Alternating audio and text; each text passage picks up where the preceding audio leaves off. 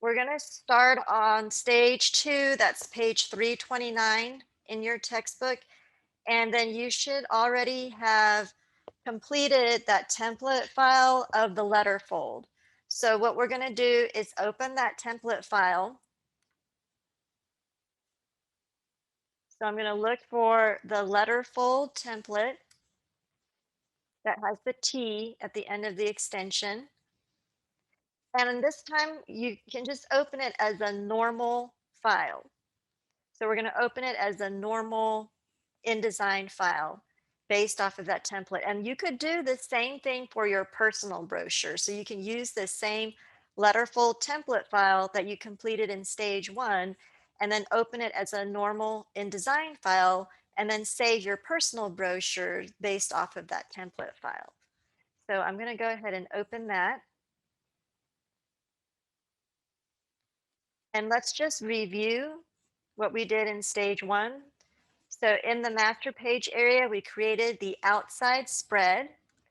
And if you use your page tool, your front panel is on the right. So that's the front cover. That's 4 by 9 inches. Then the center panel, which is labeled as the mailing area on your personal brochure, you can change that text in the slug area from mailing area to back cover. So that would be the back cover of your brochure. And that's also 4 by 9. Then the left side is the fold in panel. And that's going to be the shortened panel. That's 3.875 by 9 inches. Then we go to the inside panel.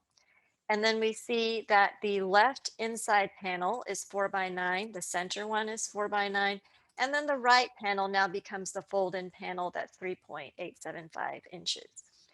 Also, keep in mind that if you are not coming into the print lab, then you need to include the text variables in the bottom slug area. If you are planning to come into the print lab, you don't need to do those steps. Okay, so then what you did is you just apply the master pages to the live area below the bar. So I just applied the outside spread and then the inside spread. So now I have 6 pages. Pages 1 to 3 are on the outside spread. Pages 4 to 6 are on the inside spread. So now we're going to add some content by starting with the front cover. So I'm going to go to my outside spread. And if you forget which one's the outside one, and the inside one, just look at the slug area. So this is the outside right panel. This is the front cover right here. So then I want to add my title to my front cover. And I'm going to use my type tool and just click inside the text frame on the front cover. And I'm just going to type in the title, which is going to be Australia for the tutorial. And then I'm going to format this text using my character panel. And I want to choose an ATC font. So I'm going to type in ATC O, and that brings up ATC Onyx. And I want to select the bold font from that family. Then use the options menu and select all caps. Then I want to make the size 80 points for a title or display size. So I'm going to type in 80 points for my text. And so the text does not fit all in this frame. What I want to do is I want to rotate it so that the text is going to go sideways from the top and bottom of this front panel. And so you don't want to do this for your personal brochures because then the bottom part would be covered up by the shelf for the rack shelf. But for the tutorial, we're going to do it this way because the tutorial is for a mailer. So then I'm going to use my command key, and that enables me to select the center handlebar in the bounding box. And I can just expand that frame to fit the entire word. And then I'm going to do the same thing with this bottom center handlebar and just reduce the height of the frame. And then I'm going to zoom in. And I'm on page 318 now in the textbook. I'm going to do some kerning. So remember we did this and the type exercises in the beginning of the semester, and you did the kerning game. So now we're going to adjust the kerning, especially because we're using a display size of the title and it's really large. The kerning is going to be a lot more apparent at this display size. And so we're going to adjust the kerning in between the letters. So the spacing in between the letters. So just place your cursor in between the A and the U and use the character panel and look for the kerning option. And I'm just going to type in -80 to tighten that space. And then you can just use the numbers in the textbook on step 7. So between the U and the S, I'm going to go to -70. Then between the R and the A, it's a little tight. I'm actually going to open that space up to 20. So I'm going to click the up arrow twice so that it is a letter space of 20 points. Then between the A and the L, I want to go to -20 to tighten that up. Between the L and the I, -30. And then between the I and the A, -10. Okay, then I'm going to switch to my selection tool, or V is the shortcut for that. That's the black arrow, and then select this text frame. So you also remember when we did the clipping paths and the poster project, some of you turned your type into a clipping path and placed an image inside that. So that's what we're going to do here for the title. Just go to type and then select create outlines. And you want to make sure that you adjust the kerning before you convert it to a clipping path, because once you convert it, you won't be able to adjust the kerning anymore. So now I'm going to select create outlines. And now if I go in with my direct selection tool, you can see all the anchor points because it is now a clipping path and is no longer type. So now we want to rotate.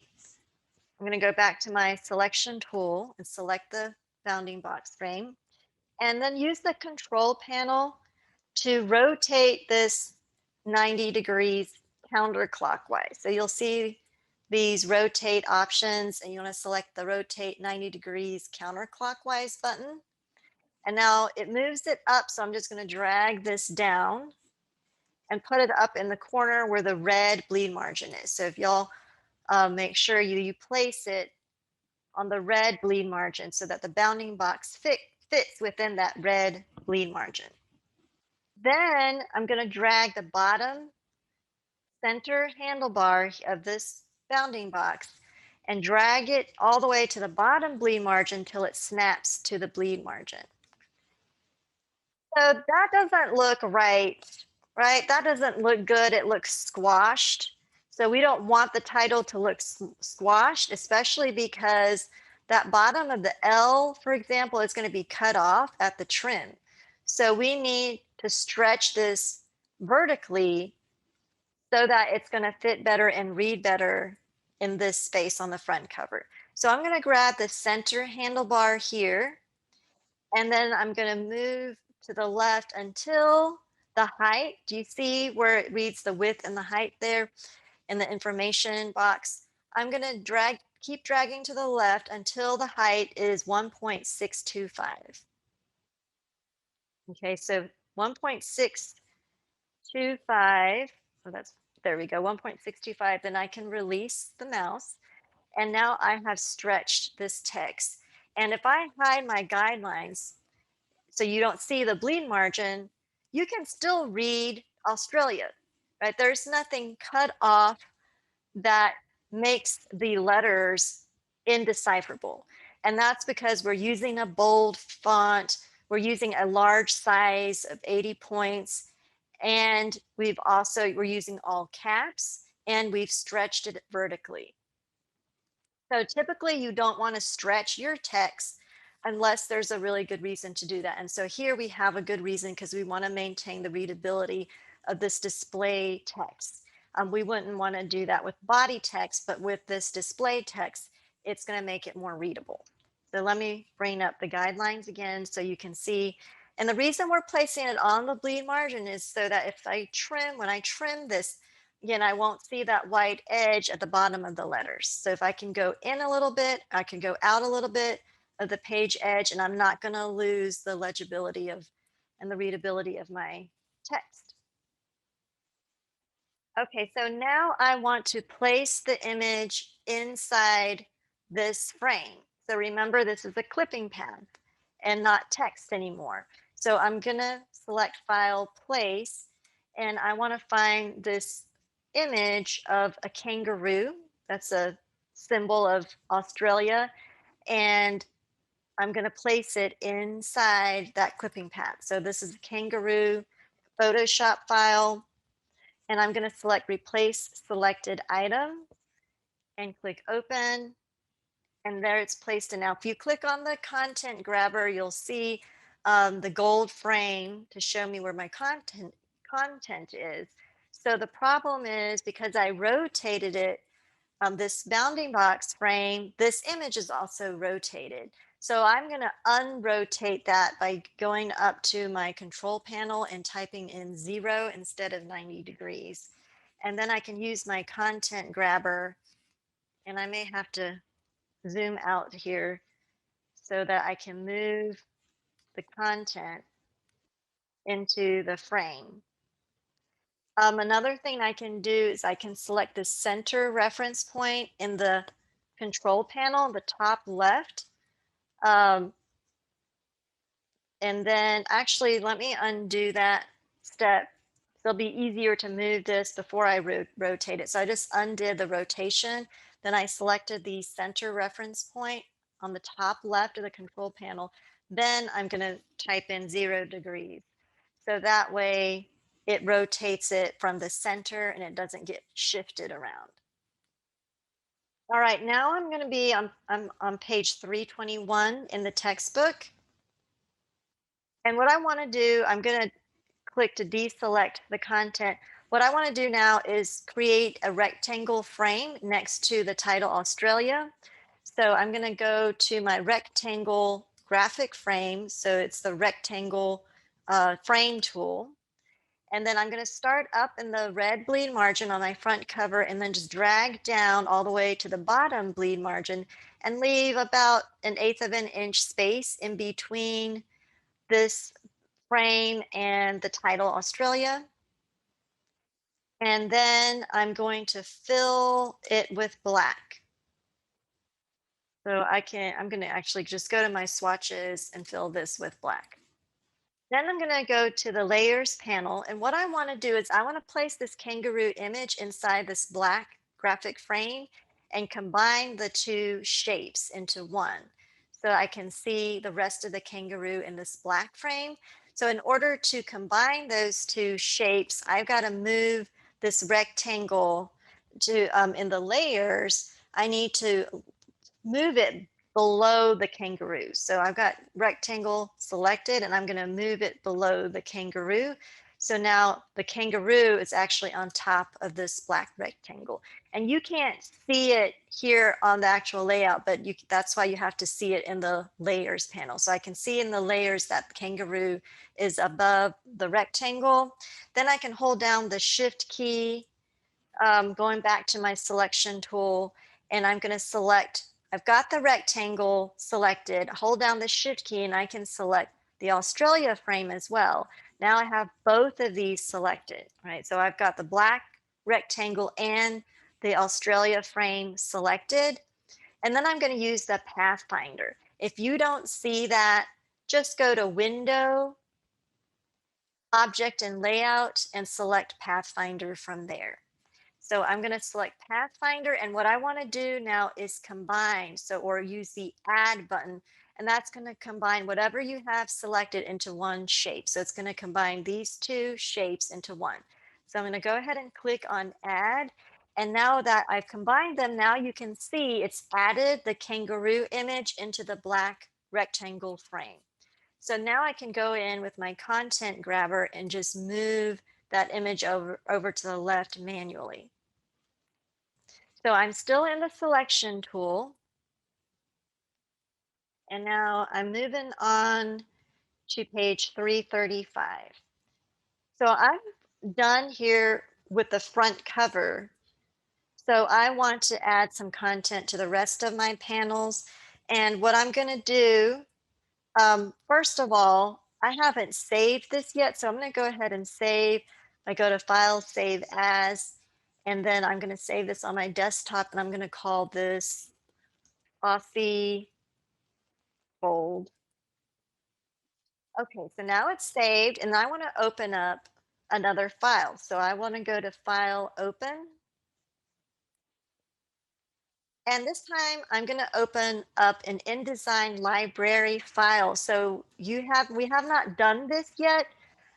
What we're going to do is open up this file called Australia Assets. And then you know it's a library file because it has the L at the end of the extension. So I'm going to go ahead and open that. And then what you'll see is a little dialog box here that has some assets. So it's got some like a logo and a form, some graphics that I can add to this document. And that might be a good way for you to work as a team. You could set up a library file and add a logo on there or certain graphics that you want to use throughout your book. And you can share that with other team members. And there's directions on here on how to use these graphics.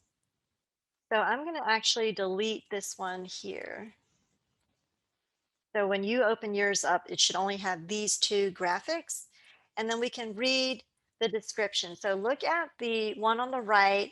The title is No Worries. And then there's a text instruction. So it says place across the bottom of the inside spread. So that's what we're going to do. So I'm going to go navigate to my inside spread, which is pages 4 to 6. And then I'm just going to grab this no worries graphic and drag it down. So you just drag it down onto your inside spread, and I'm going to place it right at the bottom on the bottom bleed margin, the red bleed margin. So I'm just going to place it right there. And when I do that, you'll see that ugly pink highlighted text. And remember, that means that there's a missing font. So if I highlight this, I can see in my control panel, it's the Dragoon typeface, the bold font, and I don't have that on my computer system. So I'm going to open up the character panel and I'm just going to change that to an ATC font. So I'm going to select ATC Onyx and then I want to select ATC Onyx Bold. So once I've done that, then the pink disappears, the pink highlight disappears, and all my text is fitting in that space. Now I want to place this form graphic. So if I hover over the form in the library, the directions say place in the bottom. Let me hover over it again. I can also click on the information button here. And so the description says to place in the bottom left corner of the outside spread. So now I got to move to the outside spread. So it's actually page 1 that I want to place the form in. So then I'm going to drag this form to the bottom left of page 1 using the bleed margin. And once I've done that, I see that there is an error. If I go to my links panel here, there's that question mark that's telling me this image is missing, so I need to relink it. So I'm going to use my selection tool and click on that question mark, and then I can select an image to relink.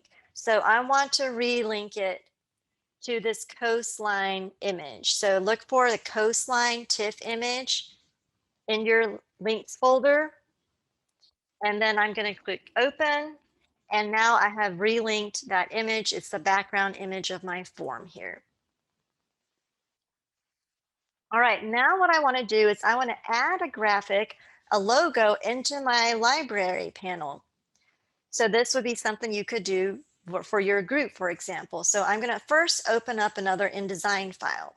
So I've created this logo, let's say in another InDesign file, and then I want to share it with my group in the library.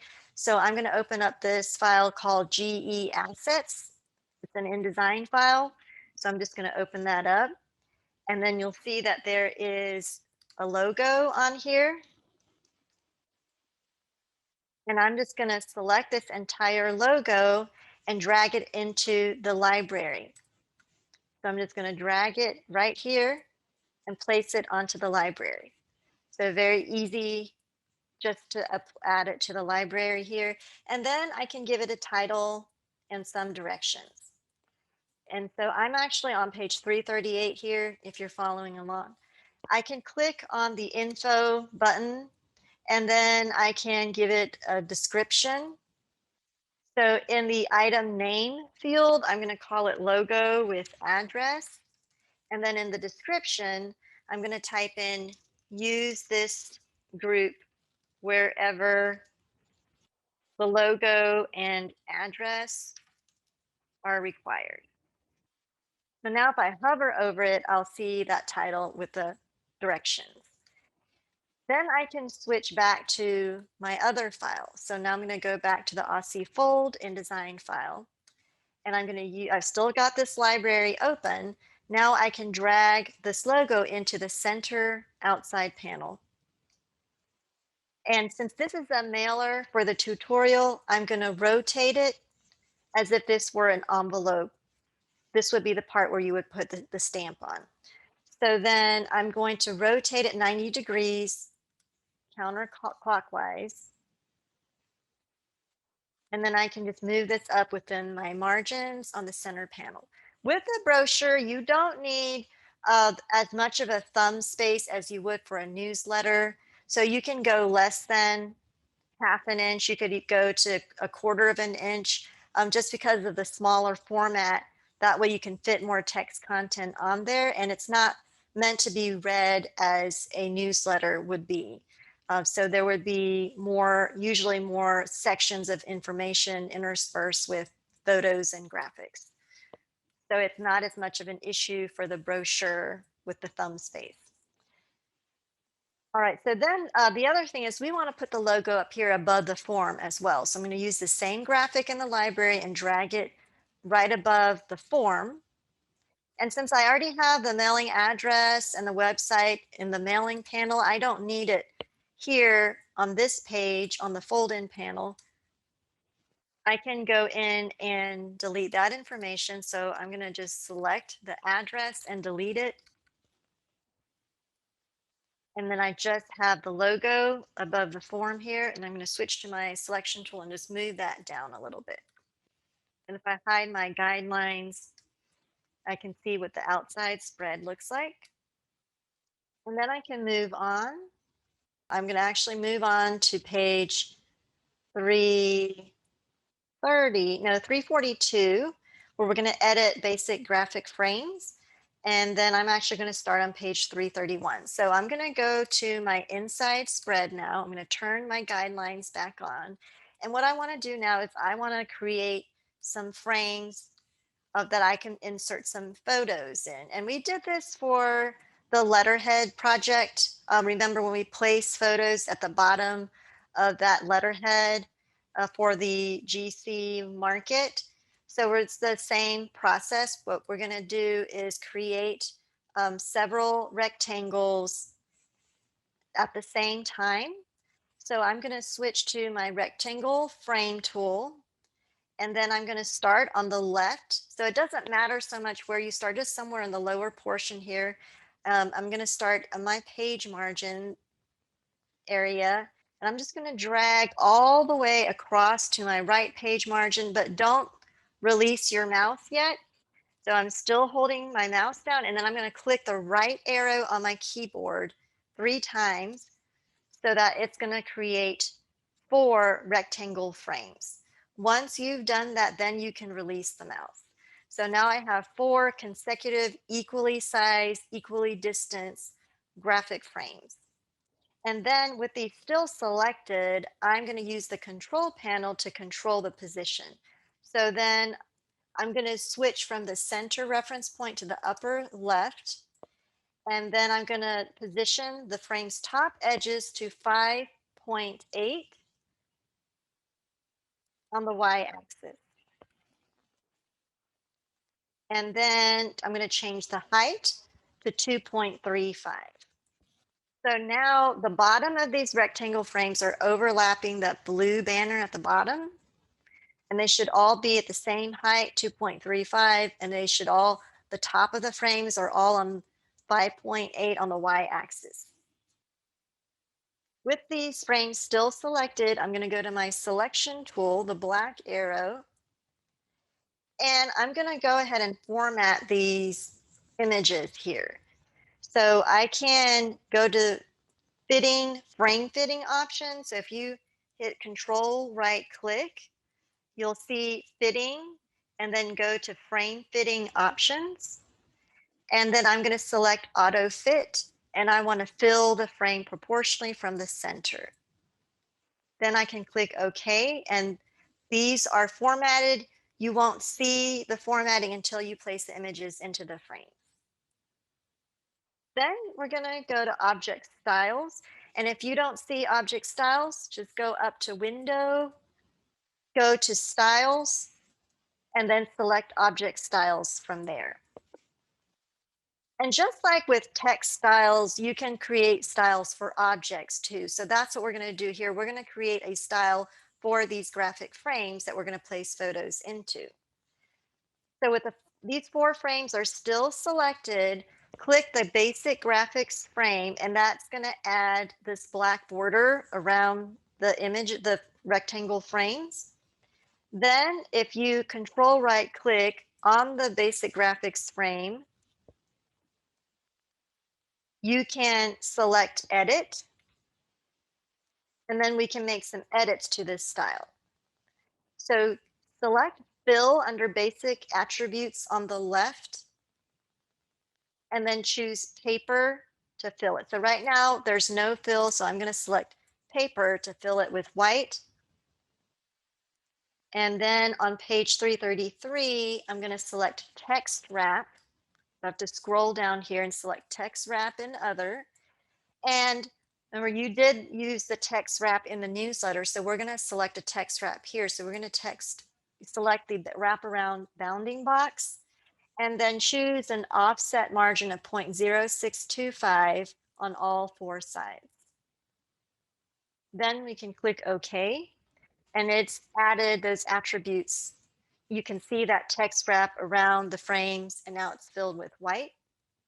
Now you'll notice there's a problem with the blue frame at the bottom. The text has disappeared, and that's because of overset text. Because of that text wrap, it's pushing that text off so that it doesn't fit in that frame anymore.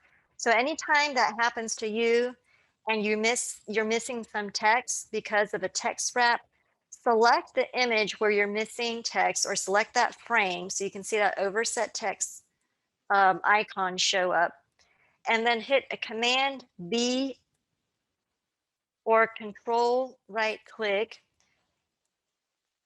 and then we can select our text fitting options. So I can go to show text frame options is actually what I want. So go to text frame options, or Command B is the shortcut, and then select ignore text wrap.